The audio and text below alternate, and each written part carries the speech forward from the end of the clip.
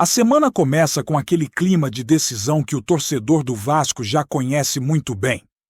Porque não é exagero dizer que os próximos dias serão determinantes para vários rumos do clube dentro e fora de campo.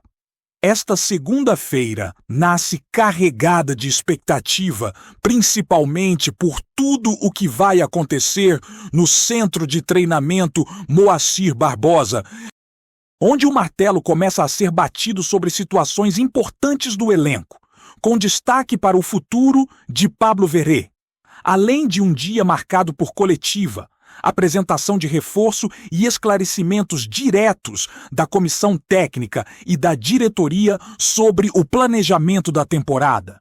É aquele tipo de dia em que o torcedor fica ligado em cada detalhe, porque qualquer palavra dita pode indicar mudanças significativas no caminho do Vasco. O ambiente no centro de treinamento segue com a rotina normal de trabalho, com o treino acontecendo como vem sendo feito diariamente, mas a segunda vai além disso. O Vasco prepara a entrevista coletiva de apresentação do novo reforço, o meia-atacante Johan Haas, que chega cercado de expectativa e curiosidade por parte da torcida. Junto dele, o diretor de futebol Admar Lopes e o técnico Fernando Diniz também vão falar com a imprensa, trazendo explicações mais claras sobre as ideias para a temporada, os próximos passos no mercado e o cenário atual do elenco. É um momento importante para alinhar discurso, mostrar planejamento e, principalmente, tentar transmitir confiança para um torcedor que acompanha tudo com lupa. O calor típico do Rio de Janeiro também faz parte do cenário, com uma tarde de temperatura elevada em Jacarepaguá, o que não diminui em nada a importância do que será dito e apresentado. A expectativa é de respostas objetivas, mas também de discursos que ajudem a entender melhor o que o Vasco busca neste início de trabalho mais intenso. A apresentação de Johan Haas acontece depois de ele já ter falado brevemente sobre sua expectativa de vestir a camisa do clube, demonstrando motivação, ambição e a sensação de estar dando um passo importante na carreira. O discurso do jogador aponta para profissionalismo, vontade de se adaptar rápido ao estilo de jogo e o desejo de alcançar objetivos coletivos, algo que naturalmente chama a atenção do torcedor, sempre carente de atletas que cheguem com fome de bola. A chegada de Haas marca oficialmente o início do movimento do Vasco, pensando na temporada de 2026. Ele se junta a outros nomes que já estão encaminhados ou próximos de serem anunciados, como Alan Saldívia, formando um pacote inicial de reforços que deixa claro o foco da diretoria neste primeiro momento. Diferente do que muitos imaginam ou desejam, esses jogadores não chegam com status imediato de titulares absolutos. A ideia do clube, ao menos neste início de janela, é elevar o nível do banco de reservas, algo que vinha sendo um problema evidente no elenco. O Vasco sofria quando precisava mexer na equipe, principalmente em setores específicos, e isso ficou claro ao longo da última temporada. A leitura da diretoria é bastante objetiva. O time titular tinha suas limitações, mas o maior abismo estava na falta de opções confiáveis para manter o nível quando alguém precisava sair. Com isso, as primeiras contratações refletem exatamente essa intenção de dar mais profundidade ao elenco. A zaga, por exemplo, não tinha um reserva com nível semelhante ao de Carlos Cuesta, e no setor ofensivo faltava uma alternativa consistente para jogadores de velocidade e mobilidade. A chegada de Saldívia e Haas busca preencher essas lacunas, oferecendo peças que permitam ao treinador variar mais, administrar desgaste físico e manter competitividade ao longo da temporada. Mesmo com esse movimento inicial mais voltado ao banco, o Vasco segue atento ao mercado em busca de reforçar o setor ofensivo com um perfil bem específico. A prioridade neste momento é a contratação de um atacante com mais mobilidade, um camisa 9 que não fique preso apenas à referência dentro da área, mas que consiga se movimentar, participar da construção e abrir espaços. Alguns nomes já foram sondados, inclusive atacantes que atuam fora do país, mas as dificuldades financeiras tornam certas negociações bastante complexas. Ainda assim, o clube segue monitorando possibilidades, ciente de que esse tipo de jogador pode fazer muita diferença no modelo de jogo pensado por Fernando Diniz. Paralelamente às chegadas, o Vasco também trabalha de forma intensa na reorganização da folha salarial e na saída de atletas que perderam espaço. A ideia é enxugar o elenco, reduzir custos e abrir margem para novas contratações, qualificando o grupo de forma mais inteligente. Algumas saídas já aconteceram e outras estão em andamento, sempre com o objetivo de ajustar o elenco ao que a comissão técnica entende como ideal. Jogadores que não fazem mais parte dos planos estão sendo liberados ou negociados, e isso faz parte de um processo natural de reformulação que o clube decidiu enfrentar de maneira mais direta. Um dos casos mais comentados neste início de semana é o de Pablo Verê. O atacante vive uma situação que pode ser definida nos próximos dias, já que existe uma proposta concreta do Cerro Porteño, com valores bastante superiores ao que ele recebe atualmente no Vasco. O clube paraguaio já teria feito uma oferta salarial considerável, com contrato de 2 anos e possibilidade de renovação, algo que naturalmente chama a atenção do jogador. No entanto, apesar das informações que circulam fora do Brasil apontarem para um acerto, internamente a saída ainda não é tratada como completamente definida. O Vasco não tem como prioridade negociar o atleta, mas se mostrou aberto a ouvir propostas diante do cenário apresentado. A semana é vista como decisiva exatamente por isso. A expectativa é de que haja uma resposta final sobre o futuro de Verret, seja para confirmar a saída ou para encerrar de vez as especulações. O clube entende que situações indefinidas atrapalham o planejamento e por isso busca uma definição rápida. A possível saída do camisa 99 abriria espaço não apenas na folha salarial, mas também no elenco, influenciando diretamente na busca por um novo atacante com o perfil desejado. Enquanto isso, outro nome que aparece no radar de negociações é o de Leandrinho. O lateral esquerdo recebeu uma proposta significativa de um clube dos Emirados Árabes Unidos, mas o Vasco recusou de imediato os valores apresentados, deixando claro que só aceita conversar por cifras mais altas. Apesar da recusa, o cenário envolvendo o jogador é delicado, porque existe o desejo dele de buscar novos desafios e ter mais minutos em campo. Do outro lado, a comissão técnica enxerga potencial e quer contar com o atleta para a próxima temporada. Fernando Diniz, inclusive, tem papel direto nessa situação. O treinador vem conversando com Leandrinho, tentando convencê-lo a permanecer no clube e apostando em seu desenvolvimento.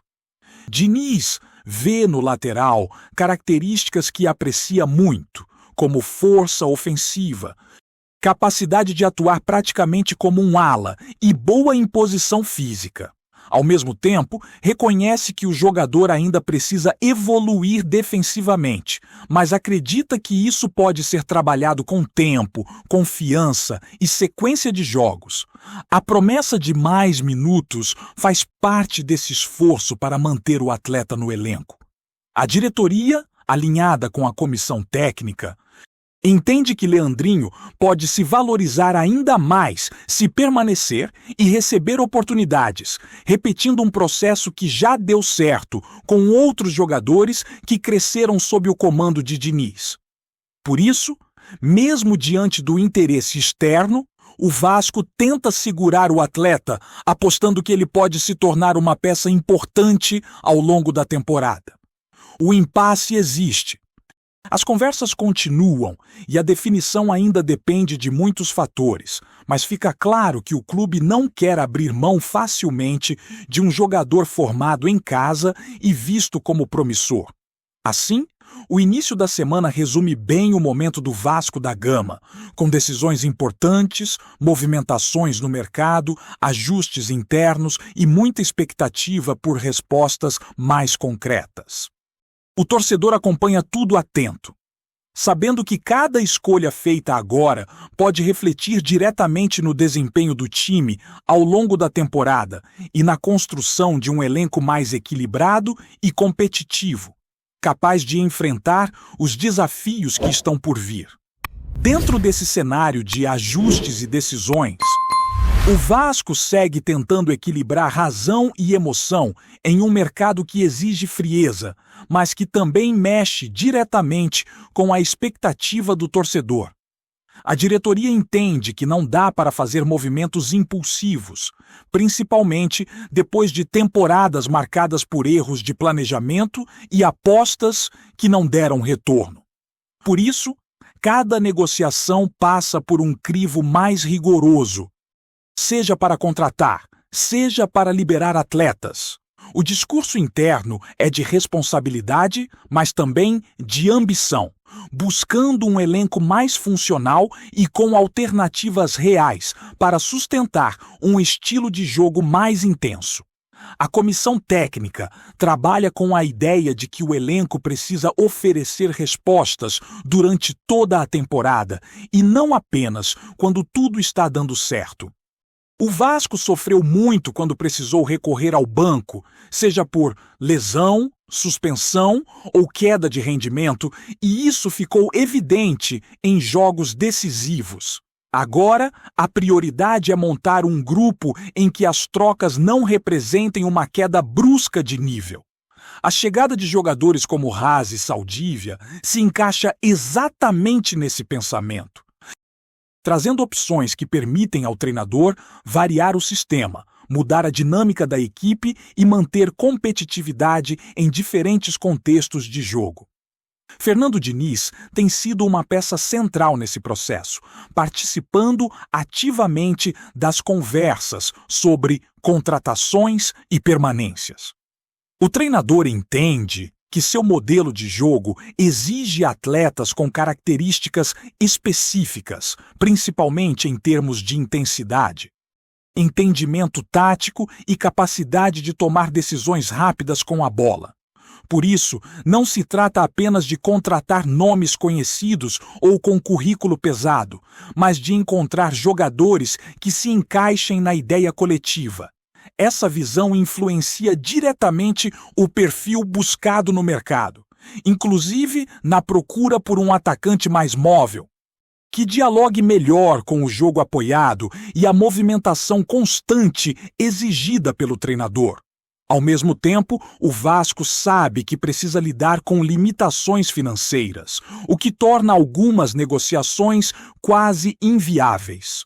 Jogadores que atuam em mercados mais valorizados acabam tendo salários fora da realidade do clube, e isso exige criatividade e paciência. A diretoria trabalha com alternativas, observa oportunidades e tenta antecipar movimentos, buscando atletas que possam chegar com custo mais acessível e potencial de crescimento. É um jogo de xadrez em que errar uma peça pode comprometer todo o planejamento. No meio disso tudo, a situação de Pablo Verê segue como uma das mais delicadas. O atacante, que chegou com expectativa, nunca conseguiu se firmar plenamente e agora se vê diante de uma proposta que muda completamente seu patamar financeiro. O Vasco, por sua vez, avalia se vale a pena manter um jogador que não é unanimidade ou aproveitar o momento para aliviar a folha e abrir espaço para outro perfil. A indefinição gera ansiedade, mas também é tratada com cautela, porque uma decisão precipitada pode gerar consequências esportivas e financeiras. Internamente, o entendimento é de que, caso a saída se concretize, o clube precisará agir rápido para não ficar descoberto no setor. Mesmo que Verratti não seja titular absoluto, ele compõe elenco e oferece alternativa em determinadas situações. Por isso, qualquer saída exige reposição. Nem que seja com um atleta jovem ou alguém que chegue para disputar espaço. A ideia não é apenas enxugar por enxugar, mas ajustar o elenco de forma funcional, mantendo um equilíbrio mínimo entre quantidade e qualidade. O caso de Leandrinho também simboliza bem esse momento de transição do Vasco. Formado em casa, o lateral representa aquela eterna dúvida entre segurar uma promessa ou aproveitar uma proposta financeira interessante. A diretoria já deixou claro que não pretende liberá-lo por qualquer valor, justamente por enxergar potencial de valorização. A comissão técnica reforça esse discurso, apostando que, com mais minutos e confiança, o jogador pode evoluir e se tornar uma peça importante, seja esportivamente, seja como ativo financeiro no futuro. As conversas entre Fernando Diniz e Leandrinho mostram uma tentativa clara de alinhar expectativas. O treinador busca convencer o atleta de que permanecer pode ser o melhor caminho neste momento da carreira, oferecendo desenvolvimento, visibilidade e protagonismo gradual. Ao mesmo tempo, entende o desejo do jogador de buscar novos desafios, algo comum no futebol moderno. Essa queda de braço silenciosa ainda está longe de um desfecho, mas revela um Vasco mais atento às necessidades individuais, sem perder de vista o coletivo. Além desses nomes mais comentados, o clube também analisa outras situações internas, avaliando atletas que podem sair e abrindo espaço para novas chegadas.